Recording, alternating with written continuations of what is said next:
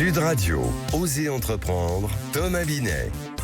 Soyez les bienvenus dans vos rendez-vous économiques en compagnie de Thomas Binet. Bonjour mon cher Thomas. Bonjour Maxime. Au programme pour commencer d'Oser entreprendre ce matin. Eh bien, comment une simple enseigne de bricolage est devenue l'un des symboles du faire soi-même en France. Nous allons parler de Castorama, l'histoire d'une entreprise qui n'a pas seulement vendu des outils, mais une autre façon de vivre son habitat. Et on parlera aussi d'un sujet qui en dit long sur notre époque. Les Français croient encore peut-être qu'ils peuvent s'enrichir n'importe comment, mais peut-être pas en créant une entreprise. On est avec Rassem Flazi, cofondateur de Legal Place, et nous verrons pourquoi entreprendre reste pour beaucoup un rêve qui se heurte encore à nombre de préjugés, mais aussi de réalités. Et puis un document que trop d'entrepreneurs négligent au démarrage de leur entreprise, justement le pacte d'actionnaires.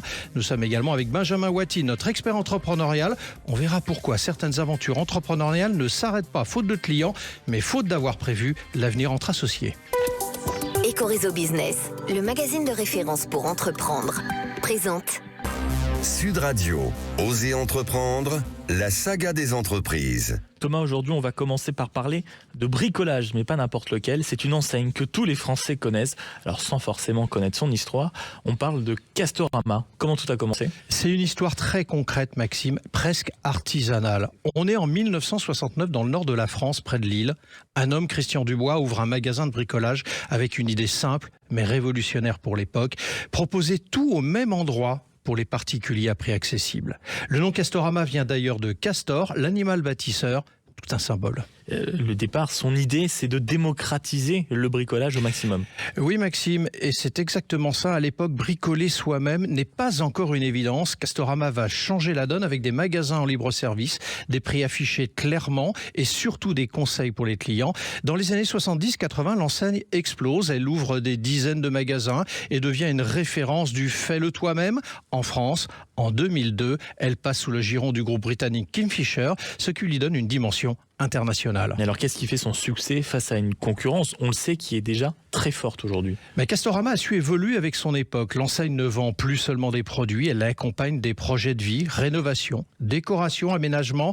Elle mise aussi sur des engagements forts, produits plus durables, économie d'énergie, accompagnement des clients vers des habitats plus responsables. Et puis il y a le digital avec des services en ligne et du conseil à distance. Et aujourd'hui, quelle est l'actualité de Castorama ? Aujourd'hui, Castorama est en pleine transformation. L'enseigne accélère sur l'omnicanal entre magasins physiques et e-commerce, tout en renforçant ses engagements environnementaux et sociaux. L'objectif est clair, devenir un acteur clé de la transition écologique dans l'habitat, moins consommer, mieux rénover. Castorama ne vend plus seulement du bricolage, elle vend une nouvelle manière d'habiter son logement. Sud Radio, Osez entreprendre, l'invité. Thomas, nous sommes avec Rassem Flazi, le cofondateur de Legal Place, qui est une plateforme qui démocratise l'accès à l'entrepreneuriat grâce précisément à des solutions interconnectées, qu'elles soient administratives, juridiques, comptables ou financières. Bonjour Rassem Flazi. Bonjour, merci pour l'invitation. Selon un sondage publié par Ouest France sur la manière avec laquelle les Français espèrent devenir riches, seuls 10% l'envisagent en créant une entreprise, 26% en devenant influenceur, ça c'est pour Maxime, 27% en attendant un héritage, 38% en jouant au loto. Ça dit quoi de notre pays ? Vous ne pouvez pas s'en empêcher, répondez pas. On avait déjà parlé un peu de en off de ce sondage. C'est impressionnant parce que les gens ne veuillent pas créer de société, c'est normal, c'est pas fait pour tout le monde. Entrepreneur, c'est très spécial. Bien sûr. Mais que les gens espèrent que le loto donne plus de chances d'avoir du patrimoine ou attendre l'héritage beaucoup plus que l'entrepreneuriat, ça dit beaucoup de choses sur la société dans laquelle on est. Et je pense que la partie influence, elle est intéressante aussi. Ça vend beaucoup de rêves, le domaine des influenceurs, et pourtant quand on regarde les chiffres, la grosse majorité d'entre eux n'en vivent pas vraiment. Ça reste une passion et ils le font à côté et c'est épuisant. Mais on aura l'occasion d'en parler. Alors, même si on est un peu plus précis d'ailleurs sur ce sondage-là, c'est en avant-dernière place dans le classement, oui. En créant une entreprise 10%, juste derrière, c'est en devenant célèbre, et juste avant, c'est en épousant une personne riche. Alors, peut-on encore créer un patrimoine par le travail, alors qu'on sait qu'à 70%, c'est par l'héritage en définitive ?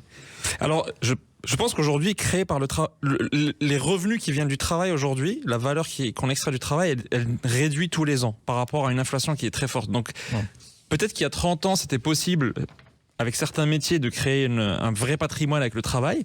Aujourd'hui, ça semble très très difficile, ce qui laisse principalement la place à l'entrepreneuriat. Statistiquement aujourd'hui, ce que je dis parfois, c'est que quand on parle à des concessionnaires de Porsche dans certaines villes françaises, on va se rendre compte que la plupart de leurs clients, c'est des entrepreneurs qui ont la cinquantaine. Et donc, en fait, on remarque qu'aujourd'hui, 70% vient de l'héritage, mais les 30% qui restent, c'est une grosse partie de l'entrepreneuriat, en fait. Vous avez grandi en Algérie avant de poursuivre vos études en France.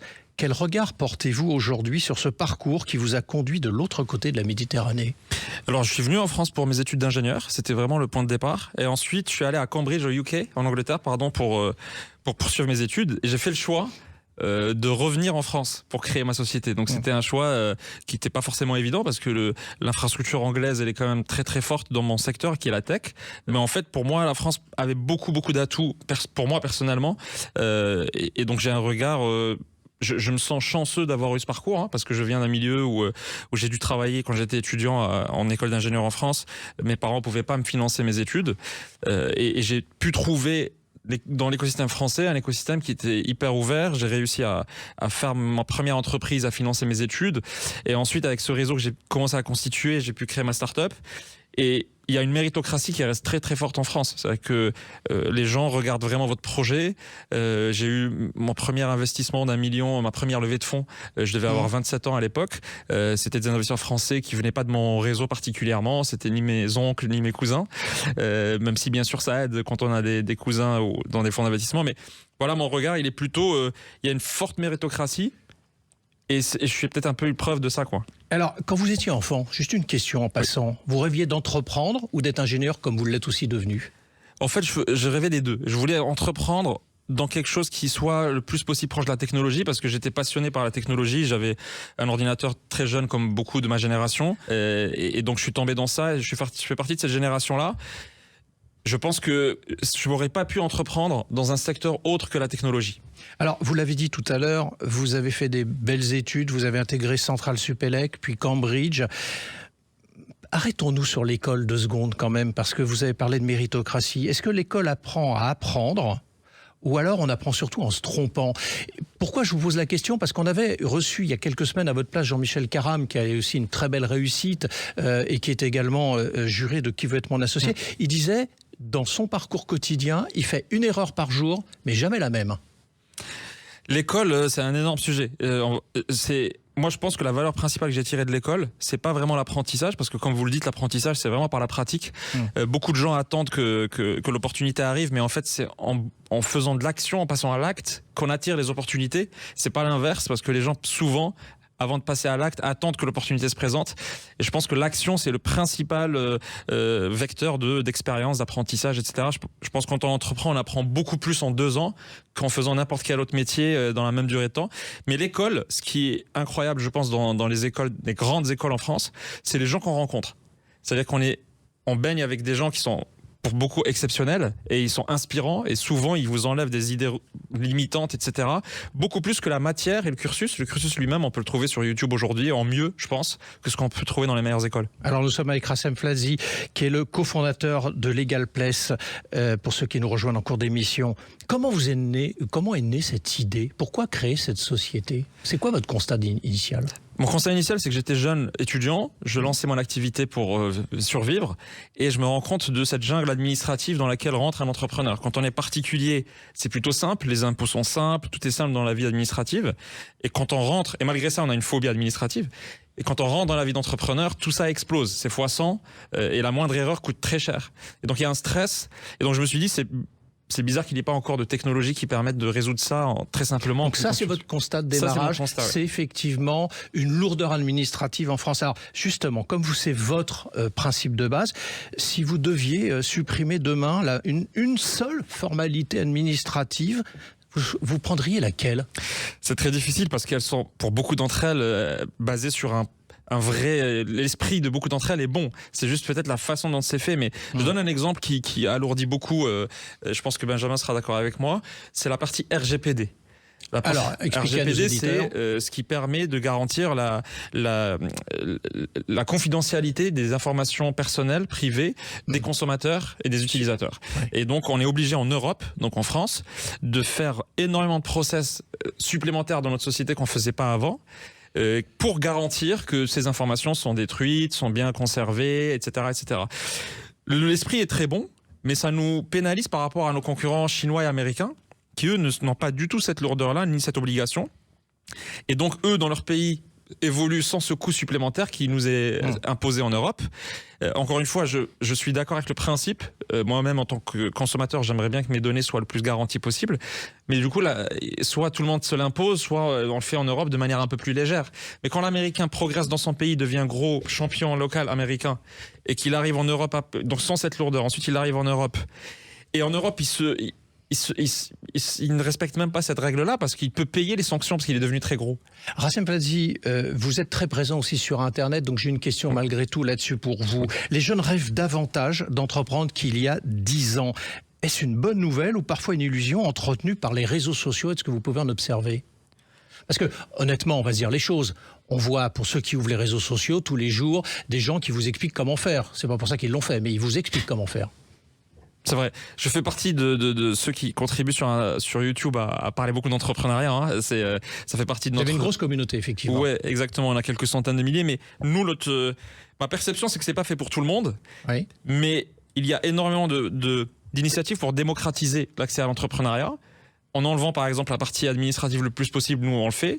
En donnant de l'inspiration via les créateurs de contenu. Moi, si je suis inspiré par un créateur de contenu, mais qui n'a jamais rien fait de sa vie, c'est pas si grave parce qu'il m'a peut-être inspiré et je me suis lancé grâce à lui en partie. Donc moi j'ai un regard plutôt bienveillant avec ça. Ultime question, il va falloir répondre en un mot si vous le pouvez. Si vous aviez du coup un mot à proposer ou à prononcer pour convaincre quelqu'un qui hésite à créer son entreprise, vous lui diriez quoi? Lance-toi. Ah, vous dites pas oser, vous. Merci à vous. Merci beaucoup Rassem Flazi d'être passé du côté d'Oser Entreprendre. Et je rappelle donc que vous êtes le cofondateur de Legal Place. Sud Radio, Oser Entreprendre, les essentiels de l'entrepreneuriat. Thomas, nous sommes avec Benjamin Watine, le président de So We Found, la plateforme d'investissement dans les entreprises de croissance et consultant entrepreneurial pour Oser Entreprendre. Et Thomas, avec lui, vous allez évoquer le pacte d'actionnaires qui serait, selon vous, la pièce maîtresse que la plupart des entrepreneurs bâclent avec des conséquences parfois désastreuses. Oui, clairement Maxime, parce que ça devrait être le vrai sujet quand même pour les entrepreneurs au lancement de leur société. C'est souvent ignoré. Alors Benjamin, commençons par les fondamentaux. Ce pacte, c'est obligatoire? On peut se lancer sa société sans, ou il faut absolument le faire? On peut tout à fait lancer sans, Thomas, et c'est précisément là le danger. En France, seuls les statuts sont obligatoires pour créer une entreprise. Le pacte d'actionnaires, lui, est un contrat privé et facultatif. Mais les statuts ne règlent pas les relations entre associés. Qui décide quoi? Que se passe-t-il si quelqu'un veut partir? À quel prix? Donc dès que vous avez plusieurs associés aux intérêts différents, l'absence de pacte, c'est une bombe à retardement. Alors vous avez un exemple concret que tout le monde pourrait connaître? Prenez Facebook, Eduardo Savarin, on l'a peut-être oublié, mais c'était le cofondateur de Mark, avec Mark Zuckerberg, qui détenait environ 30% du capital au départ de Facebook. Et donc, via des émissions d'actions auxquelles il n'a pas pu s'opposer, faute de protection adéquate, sa participation a été massivement diluée. Il a dû attaquer en justice et obtenir un accord confidentiel. C'est littéralement le film The Social Network. Donc la leçon, sans les bonnes clauses, vous pouvez cofonder une entreprise et vous retrouver totalement dépossédé. Et alors les clauses à prévoir, elles changent selon qu'on est entre fondateurs ou avec des investisseurs du coup? En effet, c'est très différent et c'est crucial de bien le comprendre. Donc vous avez entre fondateurs, par exemple, une des clauses clés, c'est le bad liver. Alors, c'est quoi ce terme barbare que vous nous proposez ce dimanche matin? Voilà. Thomas, si un associé part, par exemple, plus tôt, en mauvais termes, pour faute, pire, je vais à la concurrence. D'accord. Il revend ses parts avec une décote proportionnelle au temps qu'il a passé. Ça évite quoi? Ça évite de récompenser quelqu'un qui abandonne le navire après 6 mois. Côté investisseur, là, il y a plutôt 2 clauses qui s'imposent. La clause de liquidité, qui, elle oblige le dirigeant à trouver une porte de sortie pour ses actionnaires au bout d'un certain temps, souvent 5 à 7 ans.